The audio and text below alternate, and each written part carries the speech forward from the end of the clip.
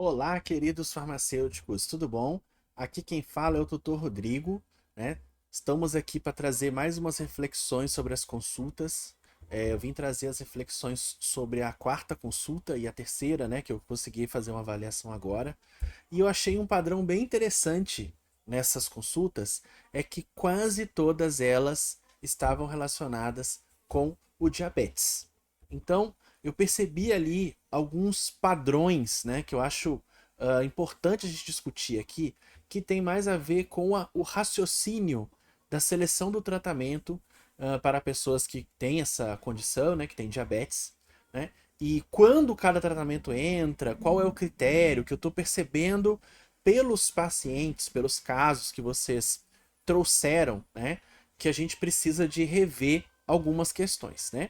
E vamos aproveitar, né, desse ano agora, 2024, grandes sociedades que discutem esse tema atualizaram as suas diretrizes. Então nós já estamos falando aqui, né, de informações atualizadas ou em dezembro de 2023 ou agora em 2024, né? Então vamos ver quais entidades são essas que a gente vai guiar a nossa discussão aqui. Então, uh, a primeira que eu acho importante, né, que é um material que está em português, né, é a diretriz da Sociedade Brasileira do Diabetes. Então, a Sociedade Brasileira do Diabetes, né, geralmente ela publicava um documento, né, de 400 páginas sobre o cuidado do diabetes de tempos em tempos, de 2 em 2 anos e tal. Só que desde 2022, 2021, se não me falha a memória, acho que 2022, eles não publicam mais documento, né? Eles fazem esse site aqui, né? Só escrever diretrizes da Sociedade Brasileira de Diabetes ali no Google, né? Que vocês tenham acesso a uma diretriz viva. O que isso significa? O que é uma diretriz viva? Sempre que muda alguma coisa no pensamento, no raciocínio sobre o diabetes, eles já alteram. Eles não esperam o próximo ano para fazer a troca do texto da diretriz. Né? Então isso é muito importante, né? Porque então são textos que estão sempre sendo revisados. Então, e o importante, né, que é um material de boa qualidade e que está em português, né? Além disso, né, nós temos também a Associação Americana do Diabetes, né, que é a ADA, né, que também anualmente, né, publica a sua diretriz. Só que a ADA, né, ela está fazendo também essa questão de ser vivo os capítulos, né, os capítulos das diretrizes não mudam, né, conforme o tempo vai passando, e os textos vão mudando, né? E então ela também segue esse raciocínio de diretriz viva, né? Então isso é importante, que quando a gente está falando em diabetes, né, as coisas mudam toda hora. Então a gente precisa é, é, discutir o que significa essa mudança. Então, por que eu trouxe essas duas diretrizes? Por causa que elas falam sobre como tratar o diabetes sobre pontos de vista diferentes. Então, é importante a gente olhar para os dois, para o que as duas sociedades estão dizendo, a americana e a brasileira, para a gente pensar no nosso paciente, né? Como é que nós vamos pensar, raciocinar para aquele paciente poder ter sua condição controlada, tá? Então, primeira coisa que vocês, depois eu quero que vocês entrem aqui nesse site, cliquem aqui, acessem, né, o conteúdo gratuito, né, pode entrar aqui, tem 1000 materiais aqui importantes, mas o que eu queria primeiro deixar para a gente discutir são as metas. Quando a gente está trabalhando com uma pessoa que tem diabetes, o que vai determinar, né, o raciocínio do tratamento dela são as metas. Então eu preciso, junto com a equipe, né, estabelecer quais são as metas daquela pessoa, tanto a meta glicêmica quanto a meta da hemoglobina glicada, né, que são coisas diferentes, né? Então elas são raciocínios diferentes. Então, a Sociedade Brasileira do Diabetes, ela nos dá um caminho aqui, onde ela mostra as metas de hemoglobina glicada, de glicemia de jejum, glicemia pós-prandial, glicemia ao deitar e esse TIR aí, e esse TEIPOG aí. O que é esse TIR e esse TEIPOG? Né? Que são os tempos em que a pessoa fica com a glicemia naquele valor. Então hoje, né, como nós temos aparelhos que conseguem fazer medições contínuas da glicemia, né? Por exemplo, o Freestyle Libre, né, que faz uma medição contínua. Então você consegue saber qual o tempo do dia da pessoa ela ficou dentro daquela faixa de glicemia, né? Então, o que, que a sociedade está dizendo nesse quadro aqui? Depois vocês têm que ler esse capítulo que explica direitinho, né? Então nós temos, no geral, pacientes com DM1 e DM2, né? E aqui os idosos, né? O saudável, o idoso comprometido e o idoso muito comprometido. Que aqui embaixo diz o que, que significa qual tipo de idoso que eu vou estabelecer a meta, tá? Então a gente não vai entrar nessa questão do idoso aqui. Mas só para vocês saberem que tem, então, metas por o adulto normal, idoso e criança e adolescente. As metas são diferentes, né? Então aqui a gente tem a meta da hemoglobina glicada, a meta da glicemia, né? Então a gente tem que seguir essa meta aqui à risca, do jeito que está nessa tabela aqui, é só copiar e colar Ctrl+C, Ctrl+V? Não. Mas aqui nos dá o direcionamento. Assim, ó, para a gente estabelecer uma meta para uma pessoa, qual a meta a sociedade brasileira dá? Ela dá essa aqui. Então, o quanto disso aqui a gente vai conseguir alcançar no mês que vem? Quanto disso aqui nós vamos alcançar daqui a 3 meses? Será que esse paciente consegue alcançar essa meta? Né? Porque isso vai me dar um resultado ou de necessidade, né? Que a gente sempre falou dos problemas relacionados à farmacoterapia. Para saber se tem um problema de necessidade, ou seja, precisa de incluir um medicamento, porque o que tá não é suficiente. Tem um problema de adesão, a pessoa não está tomando o medicamento, não usa da maneira correta, ou um problema de efetividade, ou seja, as doses não estão adequadas para o alcance dos resultados terapêuticos. Então essa tabela aqui, ó, ela resume o capítulo e ela me mostra central, assim, por onde eu olho as metas. Olha aqui. E aí eu discuto com o meu paciente, discuto com a minha equipe, para aquele paciente, qual meta nós vamos estabelecer, tá? Por que, que esse quadro é importante? Porque no raciocínio da Sociedade Brasileira do Diabetes, o tratamento farmacológico é de acordo com os alvos de hemoglobina glicada. Então, ele divide, no caso, a gente só está falando do diabetes do tipo 2, tá, gente? Não o diabetes do tipo 1, não é o diabetes estacional, tá? E não é o LADA, né? Que é a diabetes tardia do adulto aí, né? O diabetes meio genético, meio tipo 1, meio tipo 2 no adulto, né? Então o LADA a gente também não está falando aqui. Então, quando a gente está falando do paciente com diabetes do tipo 2, que ainda não desenvolveu complicações, né? Não desenvolveu complicações cardiovasculares ou renais, para a Sociedade Brasileira do Diabetes, o tratamento é determinado pela hemoglobina glicada, né? Então, dependendo aqui, ó, o paciente com hemoglobina glicada menor do que 7,5% começa o tratamento com metformina, né? E de 3 em 3 meses vai se avaliando a efetividade do tratamento por meio da hemoglobina glicada. Então, se começou com 7,5, monoterapia metformina, 3 meses não controlou, tem adesão, tá tudo certinho, tudo controlado, beleza? Não tá. Tá tudo controlado, mas não é o problema de efetividade, aí sim aumenta a quantidade de medicamento, né? Usa terapia dupla, metformina mais o antidiabético oral, né? Agora, se a hemoglobina glicada do paciente já está em 7,5 ou 9, já inicia com a terapia dupla, né? Agora, se a hemoglobina já está acima de 9, já inicia também a terapia dupla ou a terapia baseada em insulina. E aqui que é a diferença. O paciente com hemoglobina glicada acima de 9 e que está sintomático. Quais são os sintomas do diabetes? Poliúria, polidipsia, fraqueza, não tem saciedade, come muito, ou seja, ele já está descompensado, né, aparecendo todos os sintomas genéricos do diabetes. Com uma hemoglobina maior do que 9, já inicia com insulina. Então, isso é muito importante. A insulina, nesse caso, ela é necessária porque quanto pior é a hemoglobina glicada do paciente, a terapia oral não consegue controlar a hemoglobina glicada. E a insulina consegue. e quanto melhor a hemoglobina glicada do paciente, ela troca o raciocínio. Então aí a terapia oral começa a fazer mais efeito e a insulina menos. Então a insulina e a terapia oral elas vão indo e voltando conforme a hemoglobina glicada do paciente. E aí a gente vai avaliando de 3 em 3 meses, né? Então, ó, vamos supor que vamos pegar o paciente mais grave aqui, ó, hemoglobina glicada mais que 9 sintomático. Começa com insulina, com ou sem metformina, né? Estabilizou, desprescreve a insulina, começa a metformina ou terapia com antidiabético oral. E aí, depois de 3 meses, avalia se você consegue manter sem a insulina.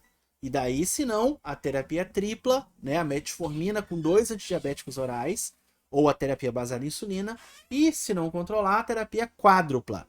A metformina com 3 antidiabéticos orais, ou a terapia baseada em insulina, né? Aí, o que ele diz? Se o paciente tem uma doença cardíaca, ele tem, ou seja, ele já está com diabetes e tem uma doença cardiovascular aterosclerótica, tá?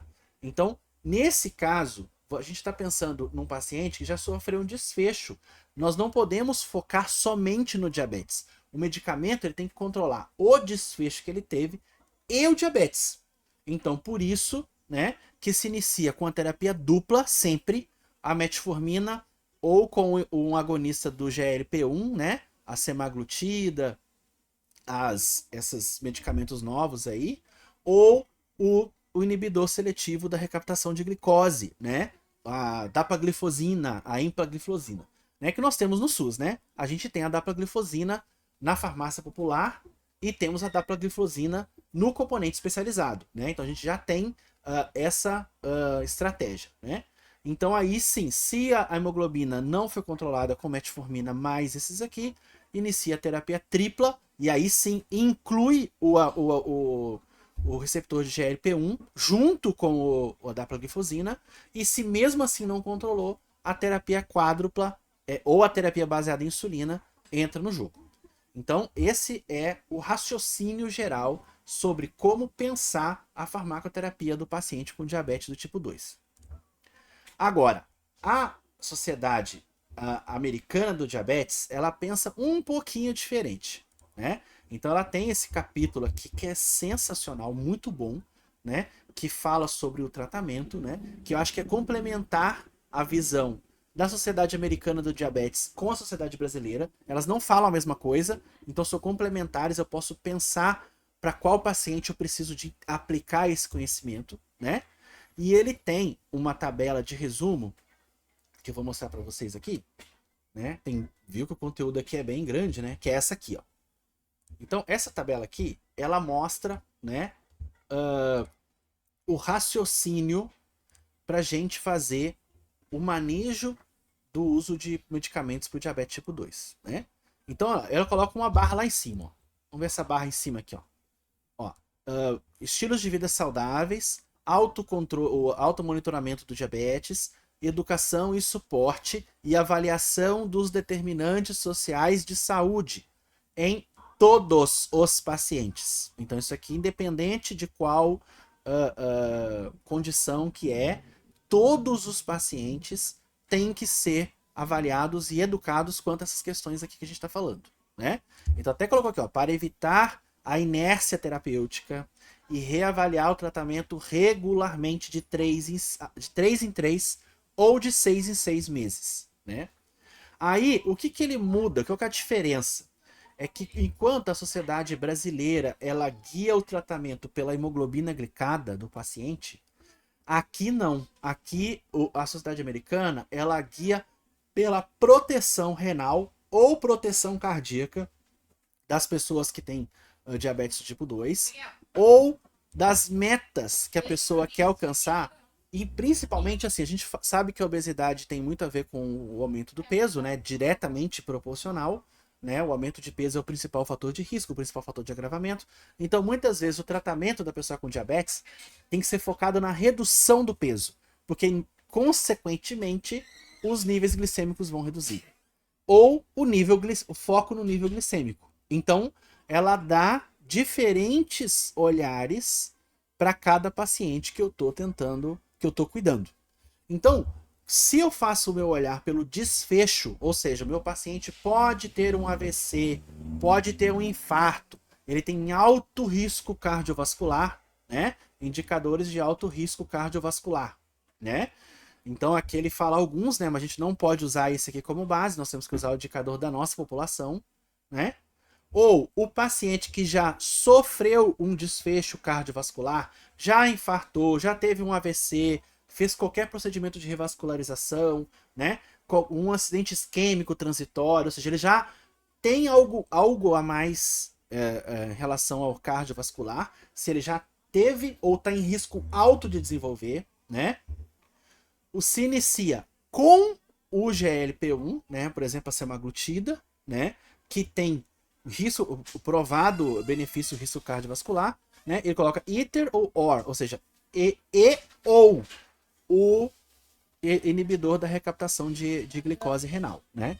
Então ele coloca essas duas coisas aqui, né? E aí, se com um ou outro, né, não controlou a hemoglobina glicada, inclui o outro, né? Então, e ele coloca aqui como terceira escolha a pioglitazona, né? Que ele coloca como um raciocínio porque você tem que pensar que aqui não é só o diabetes sendo controlado.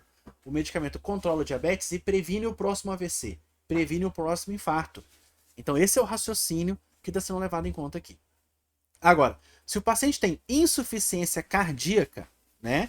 Então se ele tem a insuficiência cardíaca diagnosticada e tem diabetes, a Sociedade Americana então recomenda o uso do inibidor de recaptação de glicose, né? A dapaglifosina, né? Então ela é a única escolha. E aí, se não controlar com a dapaglifosina, daí se adiciona a metformina.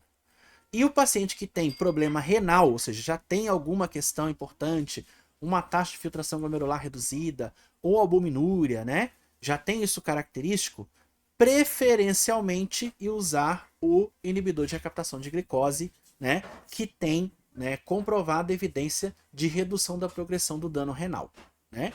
Então pode usar também o GLP-1, né? Se o medicamento de recaptação de glicemia, de glicose, não for tolerado ou estiver contraindicado, né? Então a gente sabe que a dapaglifosina, né, ela tem benefícios concretos tanto na insuficiência cardíaca quanto na doença renal. Então o paciente com diabetes que tem uma dessas duas, essa é a primeira escolha. Esse é o primeiro medicamento que esse paciente tem que estar tomando. Então se eu tô com um paciente que tem insuficiência cardíaca e não está prescrito a dapaglifosina para ele, eu tenho que fazer alguma coisa, porque é um PRF de necessidade. Eu preciso investigar, conversar com o médico, discutir o caso para saber por que não está prescrito a dapaglifosina para aquele paciente. Aí, né, se isso aqui não controlou o diabetes, daí eu vou para esse lado aqui, né? Ou o paciente que não tem, eu não tô com um paciente sem desfecho nenhum, nem alto risco, e ele tem alguns controles, né? Então aqui ele já coloca assim, ó, se o controle é glicêmico, ou seja, o principal problema daquele paciente é a glicemia alterada, aí a gente usa o raciocínio da Sociedade Brasileira de Diabetes, né? Metformina, né, em combinação, né? Agora, se o problema é a manutenção do peso, é diminuir o peso, aí nós temos um problema, né? Porque aí o medicamento que tem comprovada efetividade para a perda de peso é a semaglutida e a tirzepatida, né? Que são caros, não tem no SUS. A dulaglutida e a liraglutida, né? Intermediário, né? A dapaglifosina e neutro a metformina. Então a metformina, ela não reduz o peso. No final das contas, o efeito dela sobre o peso é neutro. Pelo menos não ganha, mas também não reduz, né? Então, vocês estão percebendo que o raciocínio para a seleção do tratamento aqui, né, das duas sociedades são complementares. Porque enquanto a sociedade brasileira pensa em tentar controlar ou selecionar, escolher qual tratamento pela hemoglobina glicada, que é interessante, a americana não. Ela foca ou no desfecho ou no alvo. Ah, qual que é o alvo que eu quero? O controle glicêmico, o alvo é manutenção do peso, qual é o alvo? É proteção renal, né? Além do controle do diabetes, né? Então, Isso aqui eu acho que é importante, né, vocês revisarem. Para procurar isso aqui no Google é tranquilo, né? Vocês conseguem achar esse material no Google, né? Só procurar ADA Diabetes Guideline, vocês vão achar no Google, né, 2024, para vocês poderem ler e estudar. Porque eu acho que isso é muito importante, porque os casos que eu avaliei em relação aos pacientes que vocês estão atendendo, né, tem muitas questões relacionadas à necessidade, ou seja, será que esse paciente está com a melhor terapia farmacológica prescrita para ele? Né? Acho que isso aí que acho que a gente tem que melhorar, né, e pensar não só na adesão, né? A adesão é muito importante, eu concordo, mas às vezes o problema está na prescrição, que ainda não é a melhor para aquele paciente atingir os seus objetivos, né, gente? Então, eu vou ficando por aqui, né? Qualquer dúvida, vocês podem entrar em contato comigo para a gente continuar essa discussão que é muito importante falar sobre diabetes. Até mais!